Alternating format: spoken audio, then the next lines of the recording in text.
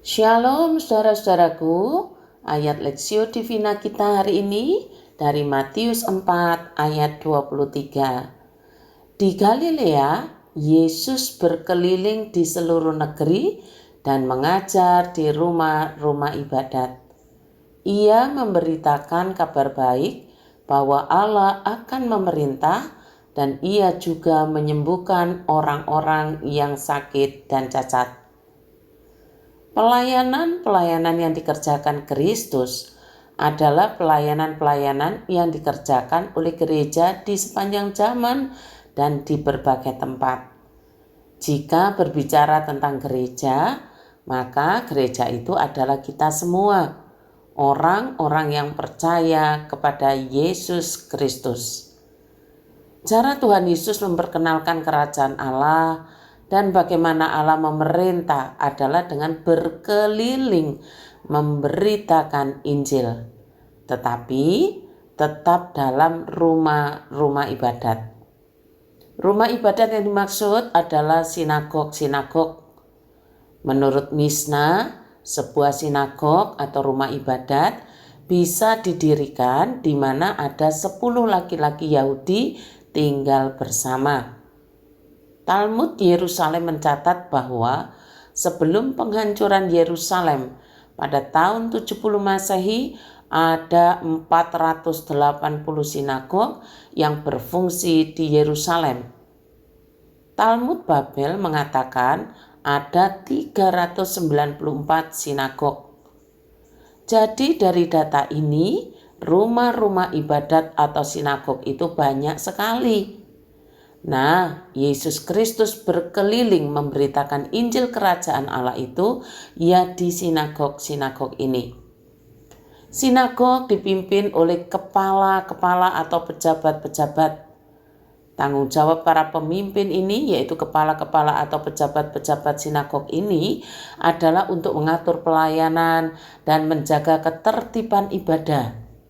Setelah pembacaan hukum Taurat dan kitab-kitab para nabi, kepala rumah ibadat ini sering mengundang rabi pengunjung untuk berbicara kepada jemaat.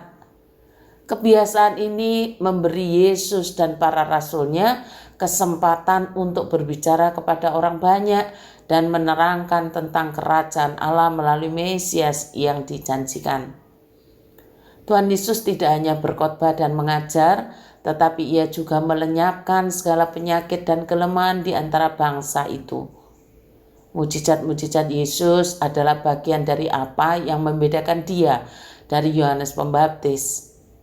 Yohanes tidak mengadakan mujizat. Yesus mampu menyembuhkan berbagai macam penyakit atau kelemahan tubuh, tidak peduli apa sumber atau asalnya penyakit itu. Kuasa penyembuhan yang sempurna berfungsi sebagai tanda bahwa ia memang Mesias yang diutus Allah.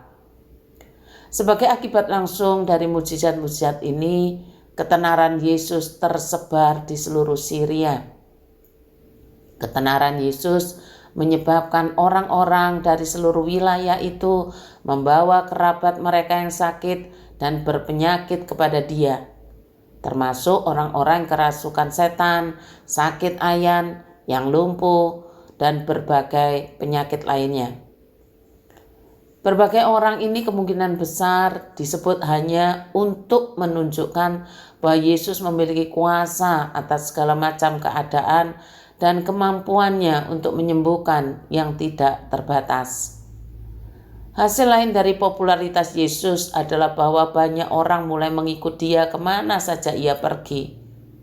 Orang banyak ini datang dari seluruh penjuru Palestina, bukan hanya daerah Galilea. Dekapolis adalah sebuah distrik di luar Yordan yang sesuai dengan arti nama Yunaninya mencakup 10 kota.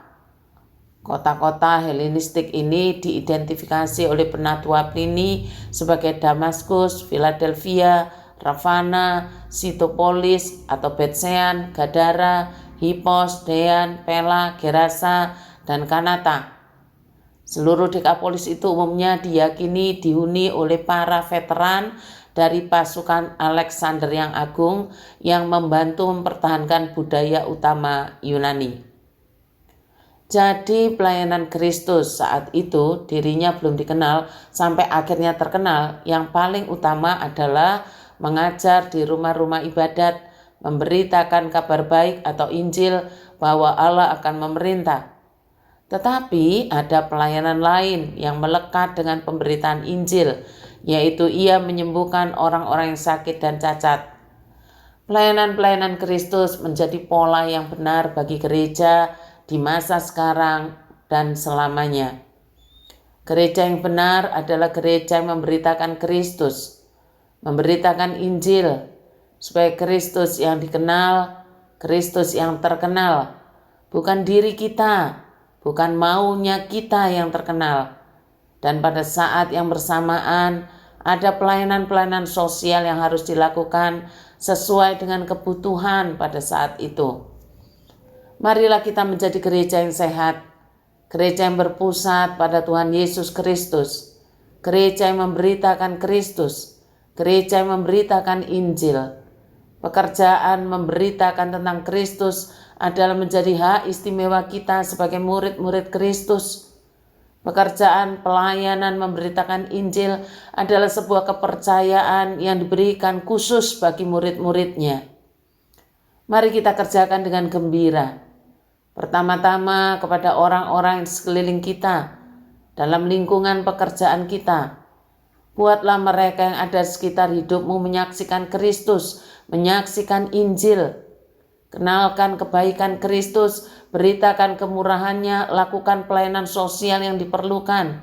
Jangan takut rugi. Mari kita dukung juga pelayanan mission trip ke Tunggorono Blitar pada bulan Maret. Selamat ulang tahun Yana Eko Siwianti. Doa untukmu akan saya japri. Terima kasih, Tuhan memberkati.